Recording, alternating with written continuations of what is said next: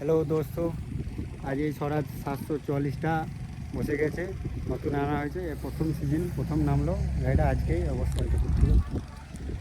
বসে গেছে। 744 FE 5 star 4x4।